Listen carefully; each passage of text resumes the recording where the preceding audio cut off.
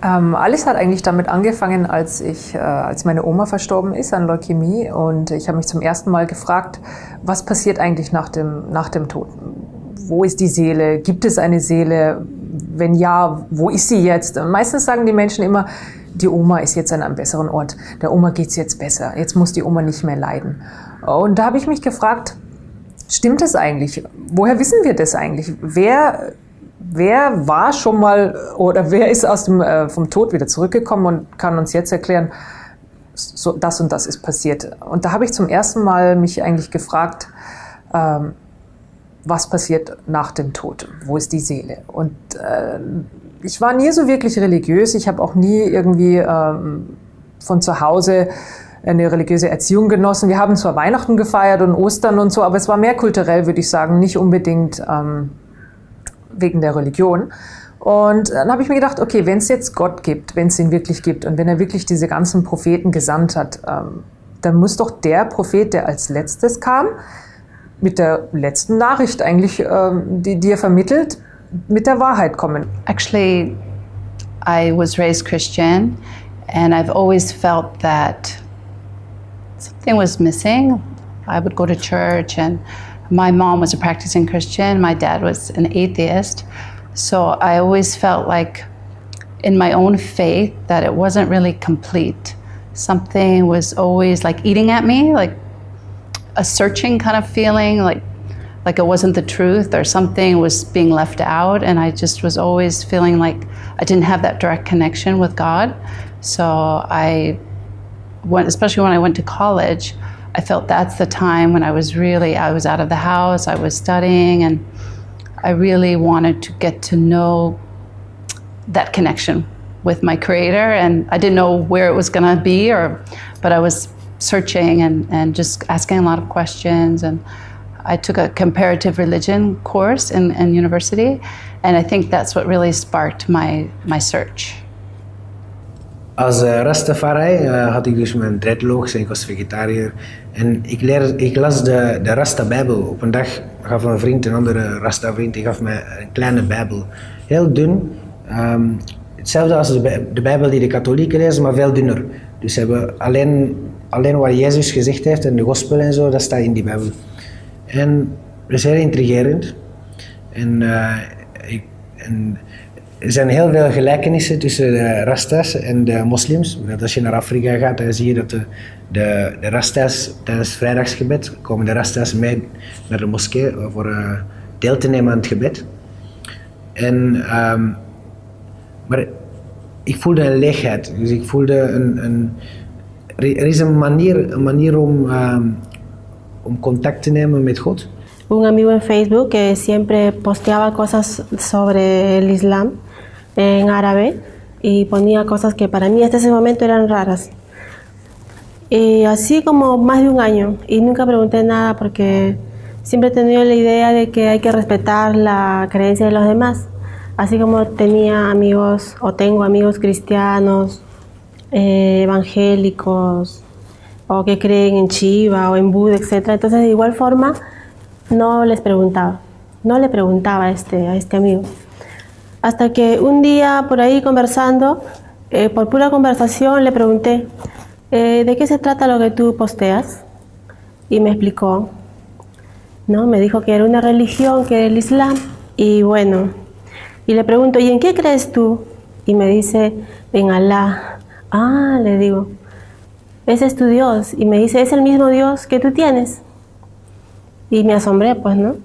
¿Qué? Le digo. Y me dice, sí, me dice, solamente que Alá es la traducción de Dios al árabe. Ah, mira qué interesante.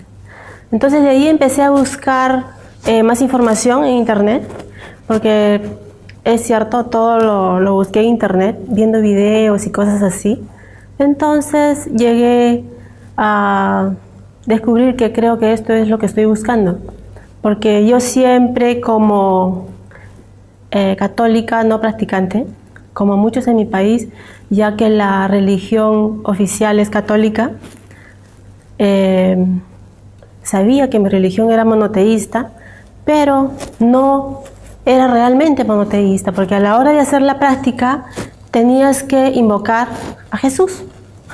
Entonces, cuando me encontré con esta idea de la religión, que realmente era monoteísta, que de frente te dirigías a Dios, entonces yo dije, aquí es.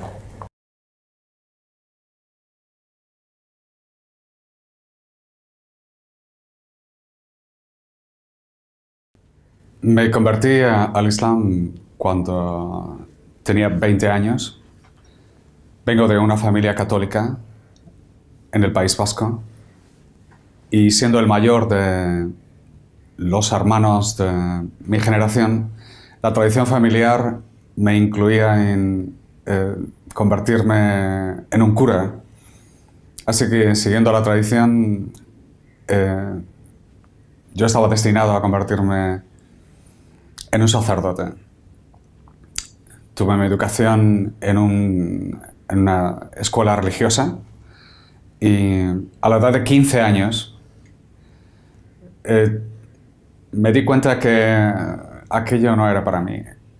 Y empecé un camino de búsqueda que me llevó fuera del cristianismo y me convertí al ateísmo profundamente. Me hice muy interesado en los problemas sociales, políticos, económicos. Y a la edad de 19 años tuve la fortuna de encontrarme accidentalmente con un sheikh que, sin decirme que era musulmán, me ató en una relación intelectual, de bondad, de amistad, de la que llegué a encontrarme un día con él haciendo la oración y le pregunté qué es lo que estaba haciendo. Me respondió: soy musulmán, esto es una oración. Y creó en mí el comienzo de una curiosidad. Y aquel mismo día hice la primera oración con él, sin saber lo que estaba haciendo, naturalmente, simplemente por curiosidad. Pero aquel trato con aquella persona tan extraordinaria empezó a crear en mí un interés desconocido por algo que ni siquiera llegaba a comprender. Es un amor por Alá inusitado, inesperado, hasta el punto que me enamoré de Alá sin conocer lo que era el Islam. Simplemente pronunciando la palabra Alá, se me ponían la carne de gallina. Y siendo un ateo convencido, aquello era incomprensible para mí. Que no entendía de religión, pero la compañía de este hombre había creado en mí un deseo por Alá que ni yo podía comprender. Comencé a asistir a la mezquita, que fue en el año 1998, en Ramadán del 98. Y fue un cambio total. Recibí la información que yo buscaba. Comencé a entender los conceptos básicos del Islam, no a través de periódicos, no a través de revistas ni de noticias, sino a través de los mismos musulmanes, de la boca de los propios musulmanes. Y un hecho particular que me marcó personalmente, esto ocurrió hace ya 18 años, fue el hecho de descalzarme, quitarme los zapatos y entrar a la sala de oración. Este hecho ya nos dice, me decía mucho, entré a un lugar tranquilo, de paz. Entonces la paz se comenzaba a sentir en la mezquita, en un lugar dedicado a Dios. Eso me marcó también en cierto sentido y de forma personal. Go into a mosque, talk to some imams and find out what exactly is going on with these amazing people who are so courageous and so clear. And absolutely sure that they're living within the natural flow of creation, because that's how it seemed to me. And there I just started to free fall into it all the way. Some friends of ours took me one day. They said, "Do you feel like going to meet an imam?" And I said, "Yeah." And they explained what that person was. And I went there, and he talked to me about Islam for a while. And I felt so good at what he was telling me. And like everything he said, I didn't feel like there was a lie anywhere in there. I didn't feel like they were trying to hide anything. And anything that I had been looking for ever. I can't even explain for how long, just forever, my whole life. He was answering every single one of those questions, and I only had one question left. And that question was the one that I asked when I was 11, is Jesus the Son of God? And he told me no. And so I was shocked, and I didn't know what to say at first, and I just kind of sat there quiet, and I was kind of excited, and you know how you get that feeling in your stomach, you're jumping when like you're getting like the greatest thing, and you know it's finally coming, like when you get your first bicycle or you get your first, I don't know, it's just that feeling. And I was trying, okay, be calm, and I was trying to calm myself. And then I asked him, can I ask you to tell me why they don't believe that Jesus is the Son of God? And he was so calm, and he explained everything to me, and I just believed everything that he said. Everything. I didn't feel like I was being lied to. I didn't feel like I was being tricked, or like I was asking a question I shouldn't be asking. I just kept feeling more and more peaceful, but I still was excited. So after that, I asked him, "What do you have to do in order to become a Muslim?" And he told me I probably already had been one my whole life. I just didn't know it, and I wasn't raised that way, so it wouldn't have shown. And he told me I had to say the Shahada, and I did. And it was like I don't know, it's like the best day of my life. Even until now, you can't take that feeling and describe it into words. It's like a blind person getting to see the sun for the first time, or listening to the sound of water when you can't hear, or I don't know, it's like I was lost and somebody helped me to find my way. I don't know, and I cry every single time I tell this story, but it's the truth, because it's the greatest day of my life. I'm sorry, but it really is, and I don't regret it for a second. I went through a lot to get there, I really did, and I don't have time in this interview to tell everybody what it is, but maybe one day somebody will meet me and they'll ask me, and then we can have coffee and I'll tell them the whole story. الحمد لله الذي أنزل على عبده الكتاب ولم يجعل له عوجا قيما لينذر بأسا شديدا من لدنه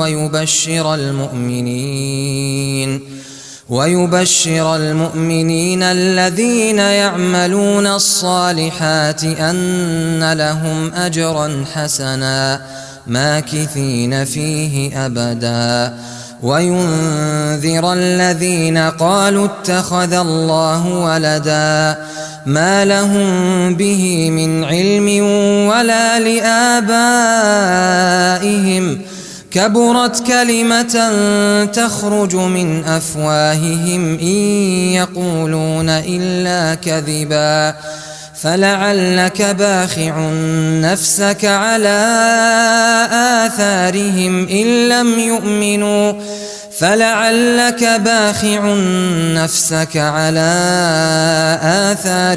إن لم يؤمنوا بهذا الحديث أسفا إنا جعلنا ما على الأرض زينة لها لنبلوهم أيهم أحسن عملا وإنا لجاعلون ما عليها صعيدا جرزا أم حسبت أن أصحاب الكهف والرقيم كانوا من آياتنا عجبا إذ أوى الفتية إلى الكهف فقالوا ربنا آتنا من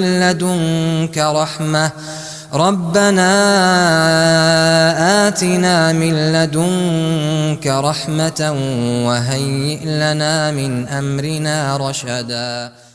I don't believe that Islam retards us in any way. I don't believe it's a prison. I think that people in the United States need to get off their real butts and go to a Muslim country and meet the people who are actually practicing Islam.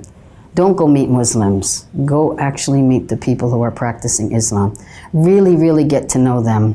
And the reason I say that, one is because I was an American and I came out of there, even as a Muslim, with that same stupid, arrogant, blind understanding.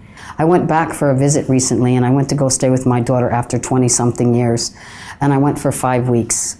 And she asked me finally one day, I was waiting, I kept telling her I need a place to pray and I need, and she finally asked me one day, Mom, I just need to understand, why am I so committed to the religion? I said, well, first of all, because it's the feeling. And you can't put that into a word, you have to have that feeling. And if you have that feeling, it's kind of like, I guess, how she feels about being in love with her husband. I'm in love with Islam. I don't know. But sometimes trying to make Americans understand what Islam is really all about, because they have nothing to compare it to. You can't compare Islam with love. You can't. It's not the same. Love is a feeling that can come and go and it fluctuates. But in Islam, if you really are the one whose heart is attached to Allah, your iman will go up and down, but not the way it is with love. You go in and out of love, you can change people all the time. But when you actually commit to really being a Muslim or in Islam and actually really wanting to practice, you're not going to want to do this, okay, I can divorce you this time. You don't do that. That never even comes into the equation. Well, when I was, I think, 2 or 3 years old, my parents divorced, and it was obviously quite traumatic for everyone in the family. And then since then, after the divorce, I rarely saw my mother, unfortunately. I stayed with my father and his parents, so my grandparents, and I didn't really see my mother, until around sort of 13, 14 years old. So I missed a big chunk of my life without my mother. And I think Islam is definitely a cure to this in the Western world nowadays. The Muslim world isn't perfect by saying that no one gets divorced in Islam as Muslims, but in the West, unfortunately, this is a big problem in the West, and there are a lot of divorce cases. And unfortunately, there are a lot of single mums or single dads that have a huge problem bringing up a child on their own. When I was 19, I was in a very bad place in my life. I had no job, no money. I'd lost custody of my child, and I was really lost. And an opportunity came for me to work in an environment with lots and lots of Muslims, and they started giving me advice on my life. And at first I thought, I'm not interested. And then slowly I thought, maybe this could be what I'm missing in my life. And my now husband gave me a book about the fundamentals of Islam. I took it home and I read it cover to cover, and everything in the book was complete common sense to me. Nothing was totally out there. Everything I was like, yes, that all makes sense to me. And I just thought, once Allah shows you the way, you can't deny the truth.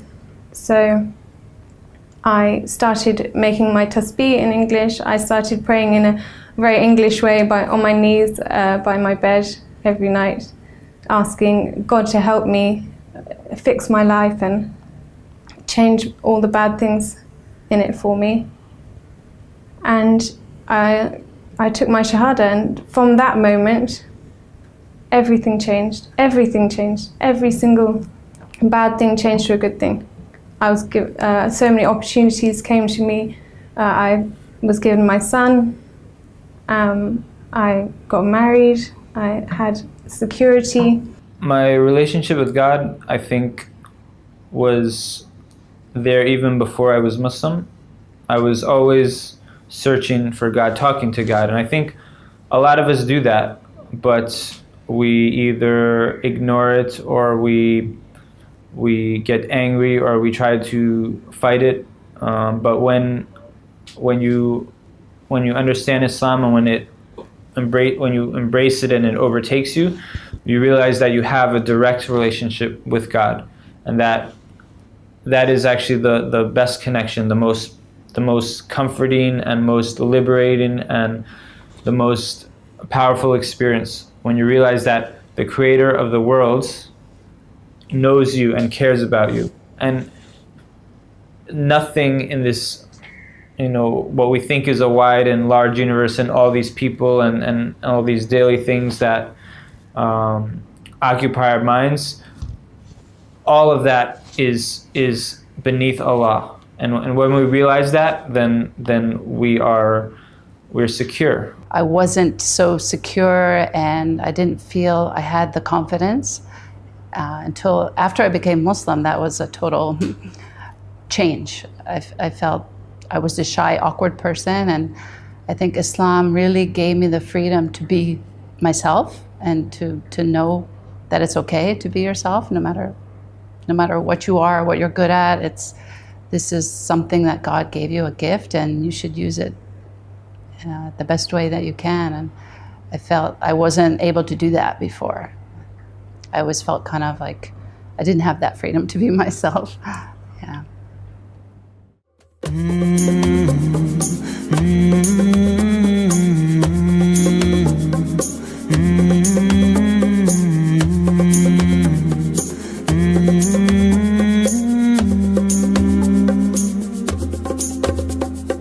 Mountains of Mecca, what can you say of the day that Abraham passed your way, and he was instructed by God to build a house of peace where people will pray, and they will come on every lean camel and out of every ravine for the purpose of praising Allah, to glorify Allah.